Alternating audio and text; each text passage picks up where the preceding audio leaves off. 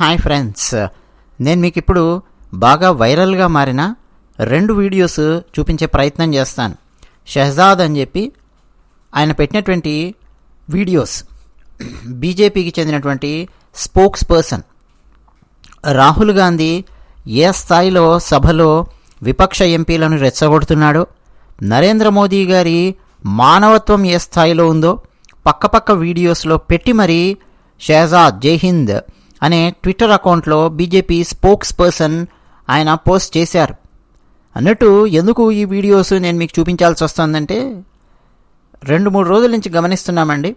లోక్సభలోనూ అంతకుముందు కూడా నరేంద్ర మోదీ గారిని నియంత అని, నరేంద్ర మోదీ గారిని డిక్టేటర్ అని చెప్పి రకరకాలుగా అబద్ధపు ప్రచారాలు చేసే ప్రయత్నం కాంగ్రెస్ పార్టీ విపక్షాలు చేస్తూ ఉన్నాయి. ఇప్పుడు విపక్ష పార్టీలు ఎంత ఎక్కువగా నరేంద్ర మోదీని నియంత, డిక్టేటర్ అన్నటువంటి ఆ పదాలు బాగా ప్రపంచ దేశాలలో ఉండే వాళ్ళల్లో నాటితే, వాళ్ళ మెదళ్లలో నానేలాగా చేస్తే ఆ పదాన్ని అంత ఎక్కువగా భవిష్యత్తులో పబ్బం గడుపుకోవాలనేది వాళ్ళ ప్రయత్నం. కానీ ఎవరు నియంతలాగా బిహేవ్ చేస్తున్నారు అన్నది ఈ 2 వీడియోస్లో గమనించండి, మీకే అర్థమైపోతుంది.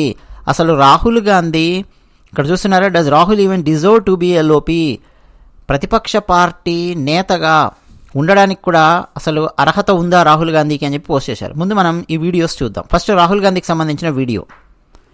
ఇక్కడ ఉన్నాడు రాహుల్ గాంధీ, గమనించండి. చూడండి, ఆ చెయ్యి చూడండి, రెచ్చగొడుతున్నాడండి. ఇగో నువ్వు వెల్లోకి దూసుకెళ్ళండి. కొంచెం వాల్యూమ్ తగ్గిద్దాం ఇది. ఇగో ఇక్కడ ఉన్నాడు చూడండి రాహుల్ గాంధీ, వార్నింగ్ ఇవ్వడము, వీళ్ళందరినీ వెల్లోకి వెళ్ళమని రెచ్చగొడుతూ ఉన్నాడు.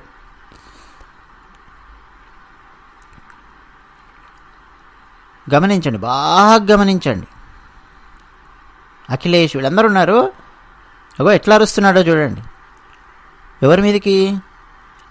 స్పీకర్ మీదకి ఎగబడుతూ ఉన్నాడు. వీళ్ళందరినీ, తన పార్టీలో ఉన్నటువంటి వాళ్ళని గిల్లి మరీ వెళ్ళండి, స్పీకర్ మీద ఎగబడండి, స్పీకర్ వెల్లోకి దూసుకెళ్ళండి అని చెప్పి రెచ్చగొడుతూ ఉన్నాడు. చూస్తున్నారా? లేవండి.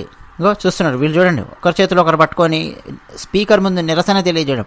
అసలు అక్కడ ఏం జరిగిందని నిరసన తెలియజేస్తున్నారండి? ఎలక్షన్స్ అయ్యాయి, ఫ్రెష్గా లోక్సభ ఏర్పడింది కొత్త ఎంపీలతో, చక్కగా డిస్కషన్ అండ్ డిబేట్ పెట్టవచ్చు కదా. ఎట్లా రెచ్చగొడుతున్నాడు చూడండి. లేచి నిలబడి చూడండి, ఇగో వెనక్కి తిరిగి మరి అరవండ్రా, లోపలికి వెళ్ళండి, దూసుకెళ్ళండి, ముందురా అరువు అని చెప్పి. రాహుల్ గాంధీనే గమనించండి ఎట్లా రెచ్చగొడుతున్నాడో చూడండి. మీరు ఫస్ట్ నుంచి కూడా ఒకసారి చూడండి. మీకు ఇగో చూడండి, ఆ చెయ్యి చూడండి రాహుల్ గాంధీది. లే పో అంటాడు. ఆ హ్యాండ్ చూడండి, నువ్వు ఆ వేలు చూపించి మరి వెళ్ళు. అగో నువ్వు వేల్లోకి వెళ్ళు. ఎవరెవరు వెళ్ళాలో చూపిస్తున్నాడు. అగో 1, 2 ఏ ఎంపీలు వెళ్ళాలి. అగో ఈయనని పంపించాడు. వీళ్ళు వచ్చి ఇగో లాగుతున్నాడు. ఈయన గమనిస్తున్నారా? దా వెల్లోకి రండి అని చెప్పి ఇక్కడ 3-4 పిలిచి, ఇప్పుడు వీళ్ళు చేతులు కట్టుకొని గోల చేస్తుంటారు. ఇక్కడ రాహుల్ గాంధీ వీళ్ళని రెచ్చగొట్టి లోపలికి పంపిస్తున్నాడు.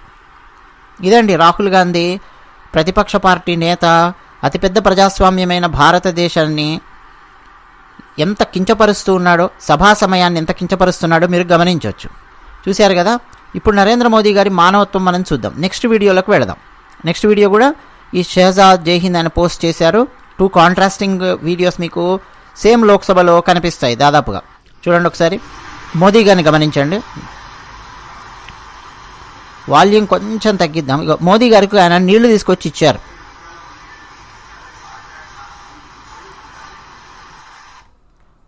కొంచెం మ్యాక్సిమైజ్ చేద్దాం. కొంచెం మ్యాక్సిమైజ్ చేస్తున్నాను. ఇప్పుడు చూడండి, మోదీ గారు పేపర్స్ అవన్నీ సర్దుకుంటూ ఉన్నారు. వెనక కిషన్ రెడ్డి గారు ఉన్నారు. మంగళవారం స్పీచ్. నరేంద్ర మోదీ గారు మాట్లాడుతున్నారు, అలసిపోయి ఉంటారు కదా అని చెప్పి మధ్యలో నీళ్లు తీసుకొచ్చి ఇచ్చారు ఒకరు. కానీ మోదీ గారు చూసారా, ముందు ఈ విపక్ష సభ్యులు మోదీ గారు ముందు కూర్చున్నది. ఒక ఆయన అడుగుతున్నారు నీళ్లు కావాలా అంటే, వద్దులేండి సార్ అని చెప్పి ఆయన అన్నారు. పక్కనున్న ఇంకో విపక్ష ఎంపీ మంచినీళ్ళు తీసుకొని తాగారు. నరేంద్ర మోదీ గారు ఏం చేశారంటే నీళ్లు అందించారు వాళ్ళకి. మాట్లాడి అలసిపోయి ఉంటారు తనకు వ్యతిరేకంగా అని చెప్పి. మళ్ళీ గమనించండి ఒకసారి. నీళ్ళు తీసుకొచ్చి ఇస్తున్నారు. వెనక కిషన్ రెడ్డి గారు చిరునవ్వుతో చూస్తున్నారు. ఇగో వీళ్ళందరూ కూడా విపక్ష సభ్యులండి. ఫస్ట్ ఆయనను పిలిచి అడిగారు. అయితే సున్నితంగా వద్దు సార్ వద్దు వద్దు అని చెప్పి ఆయన అన్నారనమాట. నమస్కారం వద్దు సార్ అన్నారు. అంటే నీళ్ళు అవసరం లేదు ఆయనకు వద్దన్నారు. ఆ పక్కనున్న వ్యక్తికి ఇస్తే ఆయన తీసుకొని తాగారు. ఆ తర్వాత నరేంద్ర మోదీ గారు తనకిచ్చినటువంటి గ్లాస్ నీళ్ళు ఆయన తాగారు. 2 గ్లాసుల నీళ్లుంటే, అంటే మోదీ గారి దగ్గర ఆల్రెడీ నీళ్లు ఉన్నాయి, ఎందుకులే వేరే వాళ్ళకి ఇవ్వచ్చు కదా అని చెప్పి ఇప్పుడు తెచ్చినటువంటి నీటిని విపక్ష సభ్యుల్లో ఉన్నటువంటి వ్యక్తులకు అందించారు.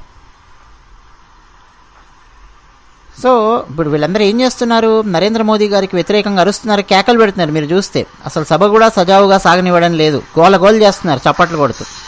అయినా సరే వాళ్ళకు నాయన అలసిపోయి ఉంటారు, తిట్టి నీళ్లు తాగండి, నీళ్లు తాగి ఆ తర్వాత మీ తిట్లు కంటిన్యూ చేయండి, అరవండి అన్నట్టు నరేంద్ర మోదీ గారి మానవత్వం ఉన్నది. ఎందుకు నాకు ఆ గ్లాస్, ఆల్రెడీ నా దగ్గర సగం గ్లాసు నీళ్లు ఉన్నాయి, అవి తాగొచ్చు కదా అని చెప్పి ఎదుటి వాళ్లకు విపక్ష పార్టీ సభ్యులకు ఇచ్చినటువంటి లక్షణం నరేంద్ర మోదీ గారిలో మనకు కనిపిస్తోంది. చూస్తున్నారు కదా.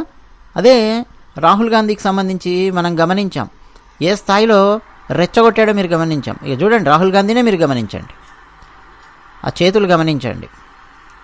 కొంచెం వాల్యూమ్ తగ్గించి మాట్లాడదాం ఇది. సో ఇదండి మన భారతదేశంలో జరుగుతోంది. రాబోయే 5 సంవత్సరాల కాలం అతి భయంకరంగా ఉండబోతోంది. ఎవరికి అతి భయంకరంగా ఉండబోతోంది? మోదీ గారికా? నరేంద్ర మోదీ గారికా? బీజేపీకా? కాదు. చాలామంది మోదీ గారికి భయంకరంగా ఉంటుంది, బీజేపీకి ఏదో అయిపోతుంది అనుకుంటారు. ఏమీ కాదు, ప్రజలకు ఉండే సమస్య. వీళ్ళు ఇట్లా 99 సీట్లు వచ్చేసరికి 543కు ఇంత రెచ్చిపోతూ, రాహుల్ గాంధీ చూడండి, అసలు ఇంకా 5 సంవత్సరాల కాలం ఉందండి వీళ్ళకి మాట్లాడడానికి. ప్రశాంతంగా కూర్చోవచ్చు, మాట్లాడచ్చు. సభ జరగకుండా ఎట్లా రెచ్చగొడుతూ ఉన్నారు, జనాలను ఎట్లా రెచ్చగొడుతూ ఉన్నారు అన్నది స్పష్టంగా మనకి ఇక్కడ ఏమర్థమవుతుందంటే, ఇదొక సంకేతం, ఒక ప్రమాదకరమైన సంకేతం. సభ లోపలే మన కళ్ళ ముందే ఈ స్థాయిలో రాహుల్ గాంధీ విపక్ష పార్టీ ఎంపీలను రెచ్చగొట్టి వెళ్ళోకి వెళ్ళండి అని చెప్తున్నాడంటే, లోక్సభలో బయటికి వెళ్ళిన తర్వాత కాంగ్రెస్ ఎకో సిస్టమ్ ఏ స్థాయిలో పనిచేస్తుంది, ఎవరెవరిని ఎలా రెచ్చగొట్టి, హిందూ మతానికి వ్యతిరేకంగా రెచ్చగొట్టి, భారతదేశానికి వ్యతిరేకంగా రెచ్చగొట్టి వదులుతున్నారో ఆలోచించండి. ఇప్పుడు అర్థమవుతుందా మీకు కాంగ్రెస్ పార్టీ ఎంత దుష్ట పార్టీ అన్నది? వాళ్ళు గద్దె మీద కూర్చుంటే ఒక రకంగా ఉంటుంది, వాళ్ళు ఎప్పుడైతే గద్దె దిగారో అత్యంత ప్రమాదకరంగా పరిణమిస్తారు దేశానికి అన్నట్టుగా ఉంది. గద్దె మీద కూర్చుంటే అది మరో రకమైన ప్రమాదం. చూసాం మనం 10 సంవత్సరాలు ఎన్ని బాంబు దాడులు జరిగాయో. ముంబై బాంబు దాడులు జరిగితే కసబ్గాడ్ వచ్చి పిట్టల్ని కాల్చినట్టు రోడ్ల మీద కాల్చుకుంటూ వెళితే మన వాళ్ళని తిరిగి రిటార్ట్ ఇవ్వలేనటువంటి పిరికి ప్రభుత్వం కాంగ్రెస్ ప్రభుత్వం మనం చూసాం. నెహ్రూ గారి కాలం నుంచి కూడా మొదలైందండి. నిన్ననే మేమేదో టాపిక్ వస్తే మాట్లాడుకుంటున్నాం. నెహ్రూ గారు వరుసగా ఏం చేశారంటే, ముస్లిమ్స్ని విద్యాశాఖ మంత్రులుగా కూర్చోబెట్టి కేంద్రంలో మనకు కావాల్సిన చరిత్ర, మనం చదవాల్సిన చరిత్రను మొత్తం లేపేసి, పోర్చుగీస్ వాడి చరిత్ర, ఫ్రెంచ్ వాడి చరిత్ర, డచ్ వాడి చరిత్ర, బ్రిటిష్ వాడి చరిత్ర, మొఘలాయిల చరిత్ర, ఇవన్నీ మన చేత చదివించారు. డల్హౌసీ రాజ్య సంక్రమణ సిద్ధాంతాన్ని అమలు చేశాను, ఫలానా వాడు సతీ సహగమనాన్ని రద్దు చేశాను, వీడొచ్చి బాల్య వివాహాన్ని రద్దు చేశాను, రైలు మార్గం వేశారు, రోడ్డు మార్గం వేశారు అని చెప్పి పనికిమాలిన చెత్తంతా తీసుకొచ్చి మన చరిత్ర పుస్తకాలలో పెట్టారు. అసలు సిసలు నాయకులను మనం మర్చిపోయేలా చేశారు. ఇప్పుడు వీళ్ళు అధికారంలోకి వచ్చిన తర్వాత కూడా మత మార్పిళ్లను ప్రోత్సహించడం, మైనారిటీ బుజ్జగింపు కోసం ముస్లింలను దువ్వడం, ఎన్ని దుర్మార్గాలు చేయాలన్నీ చేశారు. ఇప్పుడు 99 సీట్లు కాంగ్రెస్కి వచ్చేసరికి అంటే ఏ స్థాయిలో రెచ్చిపోతున్నారు అన్నది మనకి ఇప్పుడు అర్థం అవుతోంది. సో నరేంద్ర మోదీ గారి మానవత్వం ఏ స్థాయిలో ఉందో, రాహుల్ గాంధీ పోకడ ఏ స్థాయిలో ఉందో మీరు చూడొచ్చు. బయట కాంగ్రెస్ ఎకో సిస్టమ్ ఏ స్థాయిలో రెచ్చగొడుతుందో మీరు గమనించండి. విద్యార్థులను ఇదంతా కూడా అండి కమ్యూనిస్టుల యొక్క విధానం. కమ్యూనిస్టులతో రాసుకొని పూసుకొని తిరుగుతున్నాడు కదా రాహుల్ గాంధీ, వాళ్ళ విధానం అన్నమాట. ఎర్రచొక్కాగాళ్ళ విధానం బాగా రెచ్చగొట్టి వదలడము, ఇప్పుడు హిందూ మతం మీద ఏవో కొన్ని వ్యాఖ్యలు చేసి వదలడము, దాని మీద ఇతరులు ఎక్స్ప్లెనేషన్ ఇస్తూ కూర్చోవడము, ఆ ఎక్స్ప్లెనేషన్స్ ఇచ్చే స్థాయిలోకి తీసుకెళ్లడం. ఇప్పుడు మీకు సినిమాలలో అదే జరుగుతుంది.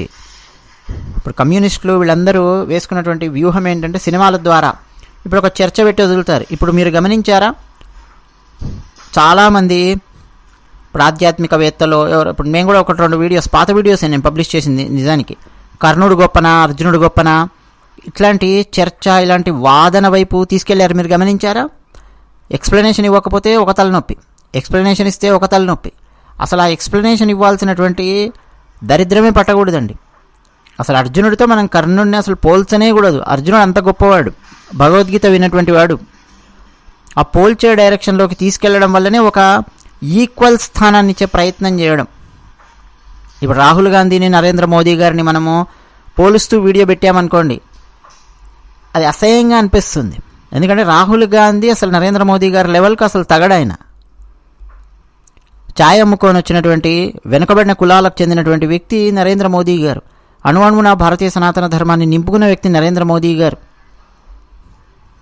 పక్కన పాకిస్తాన్ వాడు మన భారతదేశం మీదకి వచ్చి దాడి చేస్తే సర్జికల్ స్ట్రైక్స్ చేసి రిటార్ట్ ఇచ్చిన దమ్మున్న వ్యక్తి మోదీ గారు. ఒకే సమయంలో రష్యాతోనూ అమెరికాతోనూ అత్యంత క్లోజ్ రిలేషన్షిప్ మెయింటైన్ చేయగలిగినటువంటి దౌత్యాన్ని నడిపిన చాణక్యుడు మోదీ గారు. గొప్ప గొప్ప లక్షణాలు ఉన్నటువంటి వ్యక్తి మోదీ గారు. అసలు కంపేర్ కూడా చేయలేం మనం రాహుల్ గాంధీకి మోదీ గారికి. హస్తిమసకాంతరం తేడా ఉంది. కానీ వీళ్ళిద్దరిని పోల్చే లెవెల్కి తీసుకొచ్చే ప్రయత్నం మీడియా ఇవన్నీ కూడా చేస్తాయి. ఇదంతా అండి సబ్లిమినల్ మెసేజింగ్. సినిమాల ద్వారానేమో పురాణాల మీద వాటి మీద విషయం చిమ్మడం, వీళ్ళేమో ఈ పని చేయడం. మోదీ గారిని పదే పదే డిక్టేటరు, నియంత అని చెప్పి 100 సార్లు 1000 సార్లు 1,00,000 సార్లు పత్రికలలో హెడ్డింగులు పెట్టి విదేశాలలో ఉన్నటువంటి భారతదేశానికి వ్యతిరేకంగా పనిచేసే యూట్యూబ్ ఛానల్స్ లోపల హెడ్డింగులు పెట్టి నిరంతరం అండి ఒక ప్రొపగాండా నరేంద్ర మోదీ గారి మీద తయారు చేస్తున్నారు. ఎందుకంటే మోదీ గారిని ఎలక్షన్స్లో ఢీ కొట్టడం కష్టం అవుతోంది, ఓట్లతో ఢీ కొట్టడం కష్టం అవుతోంది. If you are unable to convince then confuse అని ఉండనే ఉంది. If you are unable to convince then confuse అంటే నువ్వు అవతలి వ్యక్తిని కన్విన్స్ చేయలేకపోతే, ఒక విషయాన్ని చెప్పి ఒప్పించలేకపోతే, వాడి మెదడులో రకరకాల విషబీజాలు అన్నట్టు వాడిని కన్ఫ్యూజ్ చేసి పడేసి, ఇదన్నమాట జరుగుతోంది. సో అత్యంత ప్రమాదకరమైన పరిస్థితులు మనం చూడబోతూ ఉన్నామండి. భారతీయ జనతా పార్టీకి మోదీ గారికి ఏమీ కాదు. ఒకవేళ ఓడిపోయారనుకోండి ఏం చేస్తారు, ఒక ప్రతిపక్షంలో వెళ్ళి కూర్చుంటారు. కానీ సమస్య భారతదేశానికి వస్తుంది. ఎట్లా రెచ్చగొడుతున్నాడు చూడండి, లోక్సభలో రెచ్చగొడుతూ ఉన్నాడు. వెళ్ళండి రా వెళ్ళండి ఏం చేస్తున్నారు అని చెప్పి. విద్యార్థులను ఏ స్థాయిలో రెచ్చగొడతాడో ఆలోచించండి. కమ్యూనిస్టులను ఏ స్థాయిలో వాడుకుంటున్నాడో ఆలోచించండి. భారతదేశ వ్యతిరేక శక్తులు చాలా ఉన్నాయి మధ్య ఆసియాలో, వాటిని ఏ విధంగా వాడుకుంటాడో ఆలోచించండి. పాశ్చాత్య దేశాలలో భారతదేశ వ్యతిరేక శక్తులు ఉన్నాయి. న్యూయార్క్ టైమ్స్ లాంటి పత్రికలు ఉన్నాయి, అందులో పనిచేసే జర్నలిస్టులు ఉన్నారు, మన భారతీయ జర్నలిస్టులే బంగారాలు. ఎంఏ మాస్ కమ్యూనికేషన్స్ చేయడము, ఇట్లా పెద్ద పెద్ద పత్రికలలో స్థానం సంపాదించడం, వాళ్ళని ఏ స్థాయిలో వాడుకొని భారతదేశానికి వ్యతిరేకంగా రెచ్చగొడతాడో చూడండి. మోదీ గారికి వ్యతిరేకంగా రెచ్చగొట్టాలన్నటువంటి ప్రయత్నం, మోదీ గారిని దింపి తాను గద్దె మీదకి కూర్చోవాలని చెప్పి చూస్తున్నారండి విపక్ష పార్టీ సభ్యులు. ఇదండి మన భారతదేశంలో జరుగుతున్నటువంటి పరిస్థితి. అంబేద్కర్ గారు రాసినటువంటి రాజ్యాంగాన్ని ఎవరండి అవమానిస్తున్నది? వీళ్ళు అవమానిస్తున్నారు. రాజ్యాంగంలో ఏం రాశారు? వెల్లోకి దూసుకెళ్ళండి, స్పీకర్ మీద ఎగబడండి, ఇది రాయలేదు కదా. వాజ్పేయి గారండి ప్రతిపక్షంలో ఉన్నప్పుడు ఎంత చక్కగా కూర్చునేవాళ్ళండి, ఎంత చక్కగా ఆన్సర్ ఇచ్చేవారండి వాజ్పేయి గారు. ఆలోచించండి, ప్రతిపక్షం అంటే ఎలా ఉండాలి? భారతీయ జనతా పార్టీ లాగా ఉండాలి. ఒక వాజ్పేయి గారు, ఒక అద్వానీ గారు ఎంత చక్కగా అండి, అసలు వాజ్పేయి గారు ప్రతిపక్ష నేతగా ఉన్నప్పుడు ఎంత చక్కగా నడిపించేవారు. ఆ తర్వాత అద్వానీ గారు ఉన్నారు, చక్కగా ఉండేది సభ. మోదీ గారు ఉన్నా సరే అండి విపక్షంలో చాలా చక్కగా నడపగలిగే సామర్థ్యం మోదీ గారికి ఉంటుంది అని అర్థమవుతోంది.